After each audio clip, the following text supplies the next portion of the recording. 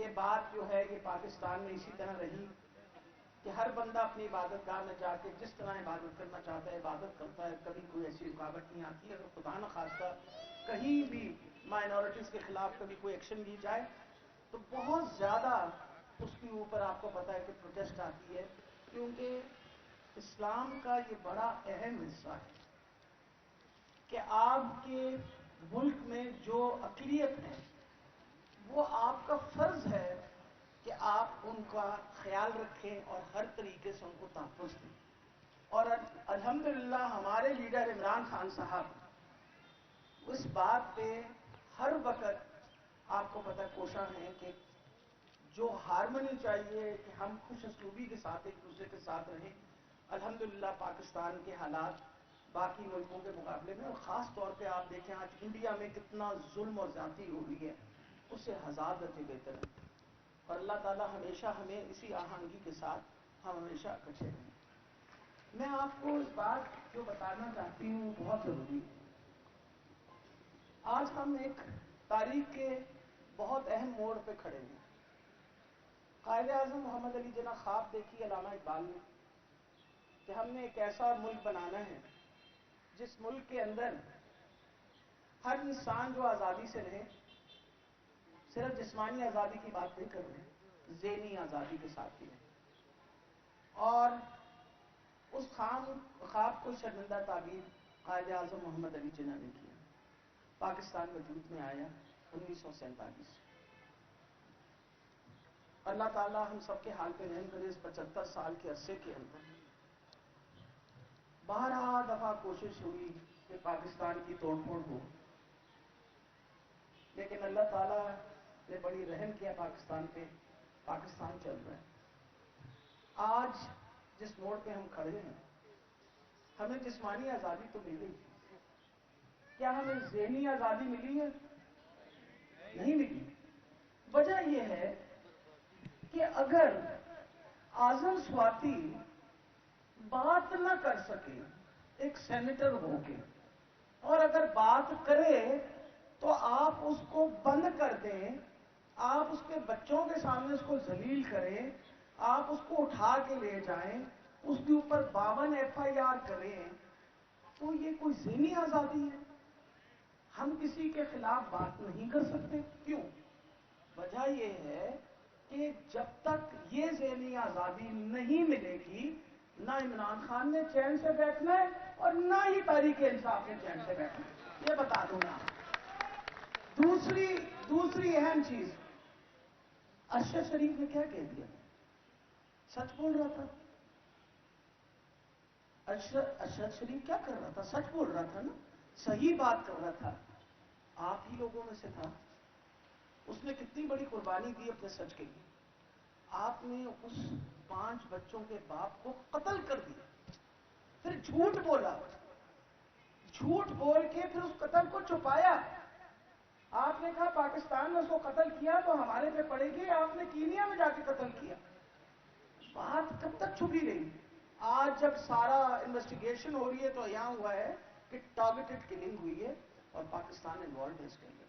کتنے افسوس کی اور کتنی شرم کی بات ہے، جس ملک کو آج سے 75 سال پہلے قائد اعظم نے اپنی اتنی بڑی جدوجہد کے بعد اور اتنی قربانیوں کے بعد ہمیں یہ ملک حاصل ہوا، آج اس ملک کا ہم نے کیا حشر نشر کر دیا۔ عمران خان آپ کا پرائم منسٹر 3.5 سال سچ بول رہے ہیں، سچ اتنا برا لگتا ہے لوگوں کو؟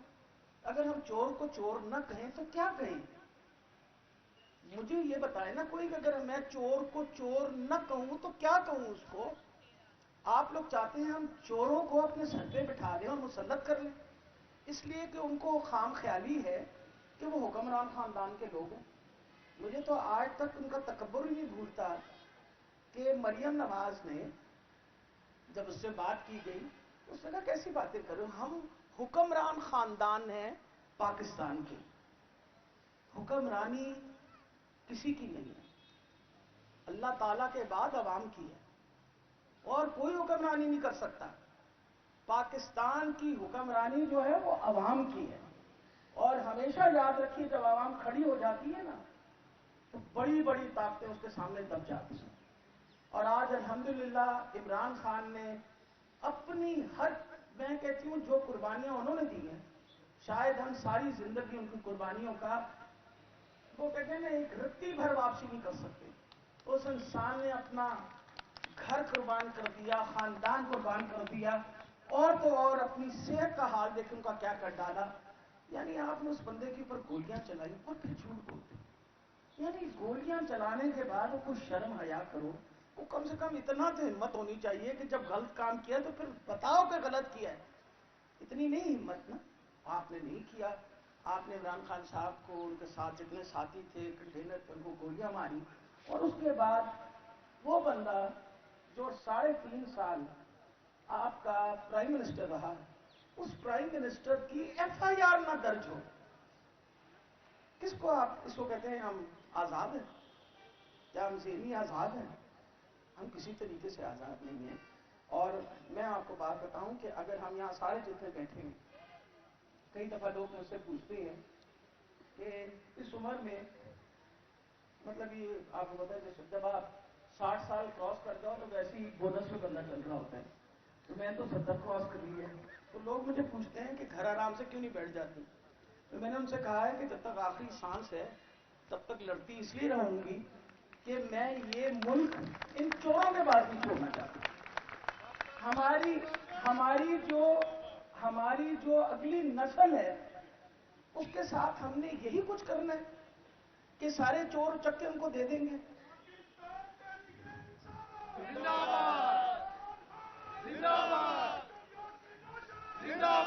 اب میں آپ کو بتاؤں کہ اس وقت جدھر بھی ہم کھڑے ہوئے ہیں نا، اللہ تعالیٰ کی بہت بڑی مہربانی ہے.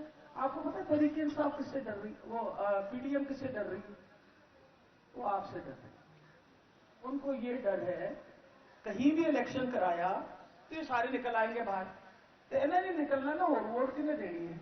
وہ آسمانوں فرشتے تو تک نہیں آن گے نا، انہوں نے دینی ہے ووٹ. تو میں ذرا نون لیگ والوں کو بتانا چاہتی ہوں اور پی ڈی ایم والوں کو بتانا چاہتی ہوں، وہ الیکشن سے کتنی دیر بھاگو گے؟ کتنی دیر بھاگو گے؟ روزانہ بہانہ کرتے ہو. آج دیکھیں آپ نے اسلام آباد میں انہوں نے کیا کیا. اسلام آباد میں الیکشن تھی آج سے 10 دن بعد. جان ان کی نکلی ہوئی ہے تحریک انصاف سے کہ تحریک انصاف نکل آئے گی اور انشاءاللہ ساری سیٹیں جیتے گی. کیونکہ وہ تو آپ نے کر دکھایا. آپ سب کی بڑی مہربانی ہے کہ 17 جولائی کو جو الیکشنز ہوئی، جس کے اندر بڑے بڑے کھڑپین جو تھے نا، انہوں نے کہا میری سے ڈسکشن ڈاکٹر صاحب کتنا خیال ہے کہ سیٹاں ہوتا ہے. میں کہ میرے ساتھ نہ 15-16 ہے. میں کہیں بھی کہڑی دنیا چ رہتے ہو؟ میں کہ والی دنیا جو میرے تو پیر زمین تے ہے نا، اور جی نوک کڈ لو نا تو بڑا اللہ کی مہربانی ہوئی. تو بڑے بڑے وہ تھے نا اپنی طرف سے سمجھدار اینالسٹ. اللہ تعالیٰ کی مہربانی دیکھیں ان 20 سیٹوں میں سے ہم ویسے 16 جیتے.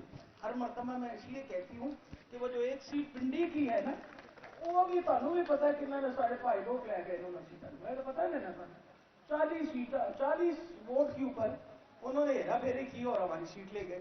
ادروائز 16 سیٹیں ہم نے جیتی. پھر عمران خان لڑے.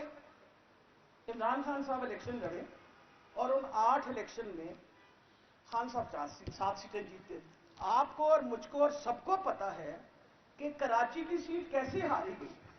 کیونکہ کراچی کے اندر تو نہ کسی قسم کا قانون ہے، نہ کوئی قانون. وہ کہتے ہیں آئین ہے.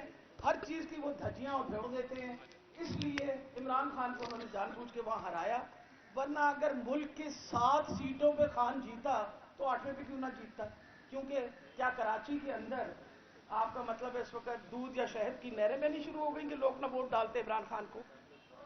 اس وجہ سے میں آپ کو یہ بتا دوں کہ یہ ڈر کے مارے یہ بالکل چوہوں کی طرح بلوں میں اپنے بند ہیں. ان کی پوری کوشش ہے الیکشن نہ ہو، اور ہماری کیا پوری کوشش ہے کہ الیکشن ضرور ہو. اب مجھے آپ بتائیے، پہلے نعرے مارتے تھے، ان کے تو ہم نعروں سے بڑے تنگ آئے. ایک جھوٹ بول دینا ہوتے فضول قسم کے نعرے. اور جی تحلیل کر دیں اسمبلیاں. آپ جب اسمبلیاں تحلیل کر دیں گے، اتنا شوق الیکشن کا تو تحلیل کر دیں ہم الیکشن کروائیں گے. किस ने बोला, और सनाउल्लाह जदी हर वेले माती मारी रहती है, उसने बोला, वो उसने मरियम नवाज ने बोला, फिर उसके बाद ख्वाजा आसिफ ने बोला, फिर उसके बाद मेरा ख्याल है वो एक दूसरी मरियम है उसने बोला, सब ने बोला। एहसन इकबाल ने बोला कि बहुत शौक है इलेक्शन का तो असम्बलियां तहलील करा दे। खान साहब ने अनाउंस कर दिया कि हम असम्बलियां तहलील करें, तो कहाँ पे टांगने लगी बड़ी ऐसे सर्च करके, और नहीं जी नहीं ये नहीं हो सकता जी, रोकना पड़ेगा जी, फलां होगा ढिमकान होगा। वो तुम हमें कहते हो हम यू टर्न करते हैं, वो बेशर्मो तुम लोग यू टर्न कर रहे होते हो। मांग क्या रहे हैं? हम तो कानूनी बात कर रहे हैं, हम इस वक्त कॉन्स्टिट्यूशन की बात कर रहे हैं। इस मुल्क की को आप तबाही के दहाने पे ले आए। आज से 8 महीने पहले पेट्रोल की कीमत 150 रुपए थी, आज आपने 250 करके या 240 जो 10 रुपए कम किए कर दिए। आए तो इस रौले के साथ थे तुम कि हमने आके और महंगाई दूर कर दी, लेकिन हमें तो पता था और इमरान खान को तो खासतौर पे पता था इन्होंने महंगाई नहीं दूर करनी, अपने केस दूर करने में वो केस सारे दूर कर। इन्होंने आके नैब में अमेंडमेंट्स लाए, अमेंडमेंट्स लाने के बाद इन्होंने अपने सारे केस खत्म कर दिए। अब माशाल्लाह सलमान साहब भी तशरीफ ले आए हैं और डार साहब भी तशरीफ ले आए हैं, जितने मफरूर हैं सब माशाल्लाह वापस आ रहे हैं। हुण जिहड़ा आखिरी मफरूर बैठा है उन्होंने कह रहे ना आजा तू ही आजा छेती छेती नाल, क्योंकि कोई पता नहीं कुछ दिन दी है साड़ी बहार है ना होवे लंघ जावे तो तू ना आ सके वापस, उसको भी बुला रहे। मैं वैसे जब खान साहब ये कहते हैं तो मुझे उनकी बात बहुत ही अच्छी लगती है। वो पूछते हैं हम कोई जानवर हैं, हम गाय भैंसे हैं, आप लोगों को पता नहीं चलता, हम इंसान हैं, हम नहीं समझते आपकी बात, हम कोई बेवकूफ है।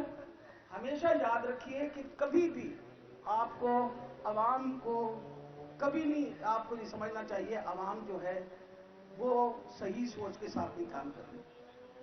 हमेशा याद रखें कि आवाज़ खल्क को किसको कहते हैं? अवाम की आवाज़ को। आवाज़ खल्क को नकारा खुदा समझो। जब खल्क बोलना शुरू करती है तो ये अल्लाह की तरफ से आ रही है। आज जब सब खड़े हैं, क्यों खड़े हैं?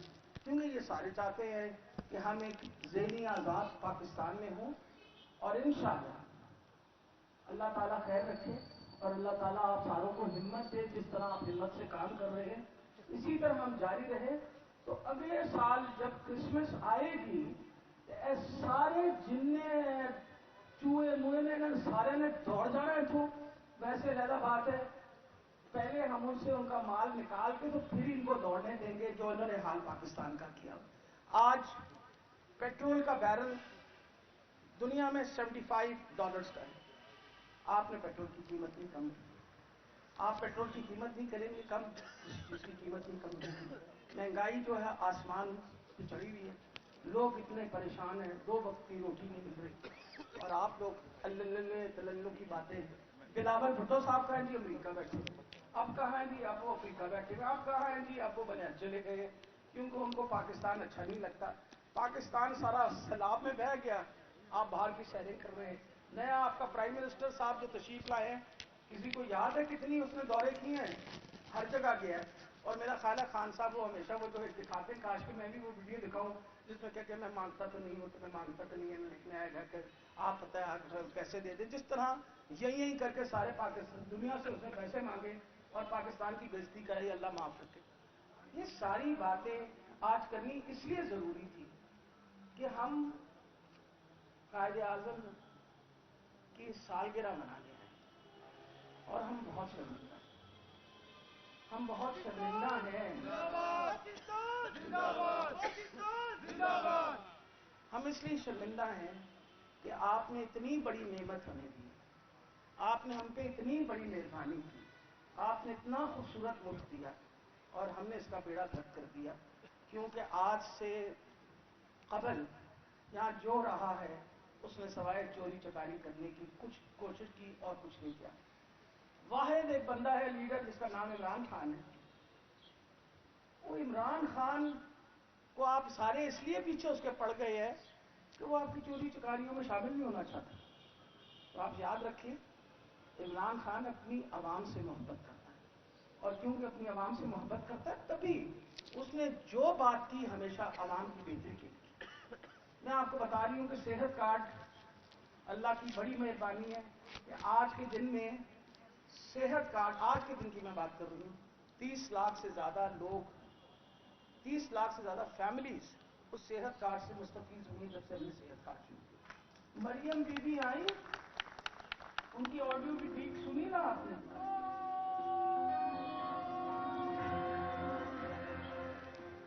آپ نے مریم بی بی کی آڈیو لیک سنی؟ انہوں نے فرمایا کہ کارڈ بند کر دو. چاچا جی ایک کارڈ کے علاوہ ان کے پاس کچھ نہیں ہے، کارڈ بند کر دو. شرم آنی چاہیے آپ کو. آج اگر غریب آدمی کو صحت کی سہولت مل رہی ہے تو آپ کو دکھ ہے. آپ تو اپنی صحت کی سہولت کے لیے انگلینڈ دوڑتے ہیں، 2 منٹ لگتا ہے دوڑ لگاتے ہیں انگلینڈ کے کہ ہمارے کو پاکستان میں صحت کی ٹھیک ہو سکتی. خان صاحب نے احساس کارڈ کی بات کی. آپ کو پتا ہے کہ کووڈ کے دورانیہ میں ان کو پتا تھا کہ جھاڑی دار تنگ ہوگا، انہوں نے ہر جھاڑی دار کے بارے میں خیال کیا. ہم اس انسان کے ساتھ ہیں جو عوام کا خیال کرتا ہے. ہم عوام ہیں اور انشاءاللہ عوام کے نمائندہ اس سے بہتر پاکستان کو نہیں مل سکتا سوائے عمران خان. عمران خان کی سب سے بڑی کوالٹی بہادر انسان ہے. ہمیشہ یاد رکھیے اللہ تعالیٰ کو بھی بہادر بندے اچھے لگتے ہیں. اور مجھے بڑی خوشی ہوئی جو ان کا رویہ تھا دیکھ، وہ صرف ایک بہادر انسان کا ہی رویہ ہوتا ہے. جب ان کو گولی لگی ہے، میں تو وہاں تھی کنٹینر میں، تو میں آپ کو یہ بتا رہی ہوں کس تکلیف میں ہوں گے کہ ان کو 4 گولیاں لگی. اور جب وہ لیٹے ہوئے تھے تو وہ سب گھبرائے ہوئے، انہوں نے سب وہ تسلی سب کو دے رہے تھے، میں ٹھیک ہوں، آپ لوگ سارے ٹھیک ہو، میں ٹھیک ہوں. 4 گولیاں لگی ہوئی،